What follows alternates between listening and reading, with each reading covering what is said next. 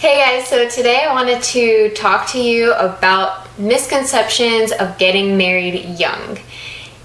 And I had a lot of experiences with this subject because Andrew and I got married at 19 years old. People I knew would give me their 2 cents on what they thought. Strangers in the nail salon gave me opinions on what they thought. So I just sort of wanted to tackle the 3 major things that I have come to realize from experience that are misconceptions and aren't really true. So he'll get you started on the first thing that we want to talk about.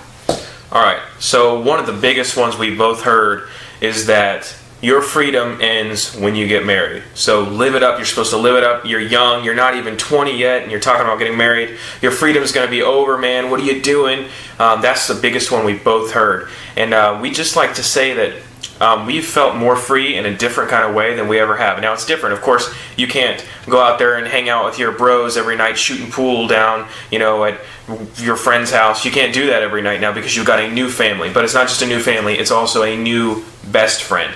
So you're giving up a lot of friends for a very best friend that will enjoy every single thing you do together as if it were all your other friends. So that's kind of like where it's been important to me. And then Yeah, and at least for me, I have seen a few other girlfriends that I grew up with say the very popular, like, I want to travel first or experience life first.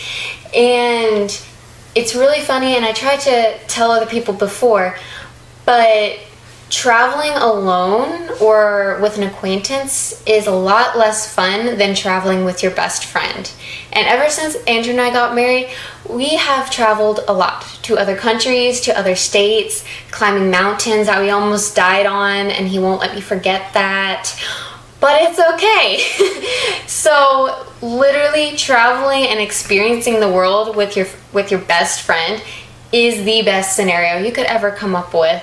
So don't worry about it. You don't have to live an old married person boring type of life. It can be super fun to be married. So number 2 on our little list of misconceptions is that there is some magic age in which you are ready to be married. And that's also one of the biggest ones, and also the most frustrating one you can possibly hear. As somebody who came from a family of all young marriers who have ended up in great relationships, it was very frustrating for me to say, well, you're not old enough. Oh, well, did you finish college? Oh, do you have a great career after college? It's like, where does it stop? Oh, do you make $100,000 a year now? You're not ready. No, so there really is no magic age. It's something that's not going to be between you and your parents, between you and your friends, between you and somebody you heard at the nail salon tell you, oh, you should wait till you graduated college at least, or wait till you got a great career under your belt. Trust me, wait till you're making $1 million a year before you get married. Like, goodness, no.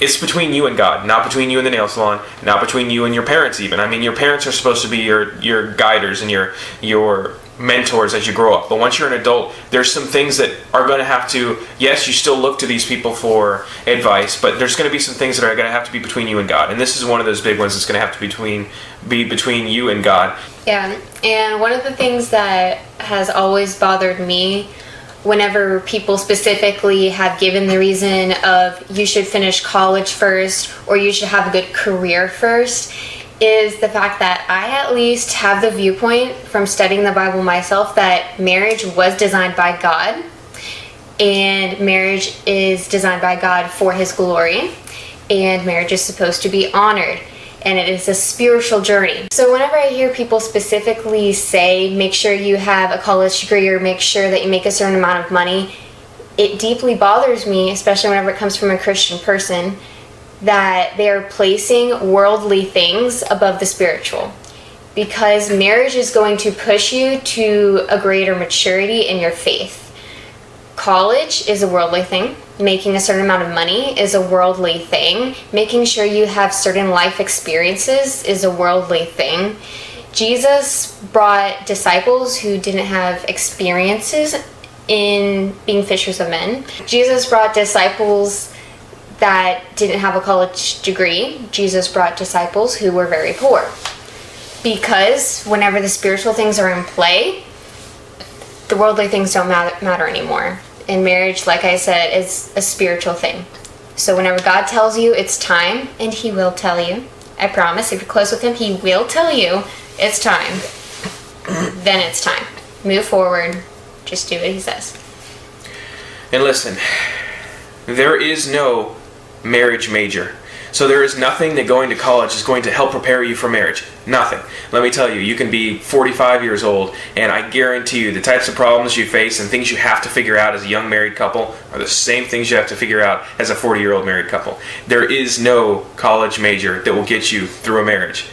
Only God. So there is no logical explanation for why somebody would think that college or a career is going to help prepare you for marriage. It's not. Yeah, and then another thing, which that reminded me of, is a lot of people think being 19 is too young, or 20, whatever number you want to put on it, and you might be immature. But I have met a lot of 30 and 40-year-olds who are in no place to get married. Of course, I do not know their heart, but whenever I see 30 and 40-year-olds still living with parents, or not even having a job, or not pursuing anything, or not being close to God, then I wonder, why would a number make a difference? Why does them, if they went out into the world being 40 years old saying, oh, I just got engaged, everyone would be like, oh, yay. But me, having already finished college at 19 and having a good job and being engaged, people were like, whoa, what? I'm like, yeah. Anyway, so age doesn't matter. There are a lot of 19-year-olds who are more mature than a lot of 40-year-olds that I've met. It depends on what your priorities are, how hard you push yourself, and what's important to you.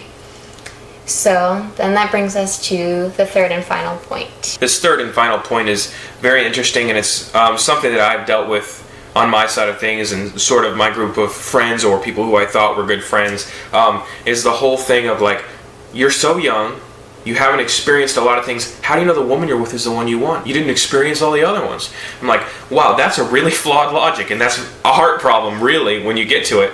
But, I mean, even on a broader scheme of things, okay, the idea that you have to experience all the wrong ways before you find the right one is ridiculous. So let's try all the drugs we can and drink all the alcohol we can while we're still young so that we can clean things up when we're older. Okay, that's a life full of consequences and sin that doesn't need to happen. So there's not a lot of depth we need to go into on that, because it's a very flawed way of thinking, and it's a hard issue, and it's something that needs to be dealt with and honestly should be talked to God about, because you don't have to try all the wrong ways to find the right one, because we have in the Bible what the right way is, and it's just simply following the proper ideal marriage that we can see all through the Bible and the way it's been demonstrated. So, flawed logic, don't listen to it. Don't listen to it. So, yeah. Of course, I think guys have a lot more of that thought than girls have, at least from my circle of lady friends and his circle of guy friends. That's what I've heard. But you were created for one person. The Bible says that. Two people become one person. It's pretty self-explanatory. The world doesn't revolve around experiencing everyone you can.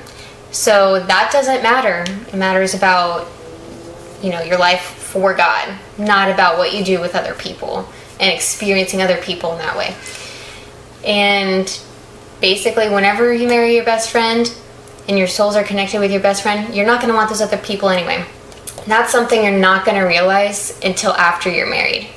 So you're either going to suffer the baggage and the burden of knowing that you can't have that something special with the one you married, or you can. And that's something you only know till it's too late, or you just did it the right way and you're good. But so that's something you gotta just trust us on, and everyone else who's been married. So that's all we had to talk about today. Let me know what you think. If you got married young, I'd love to know all of the crazy stories you had to go through. And thanks a lot for listening. Comment, like, subscribe. Thanks a lot.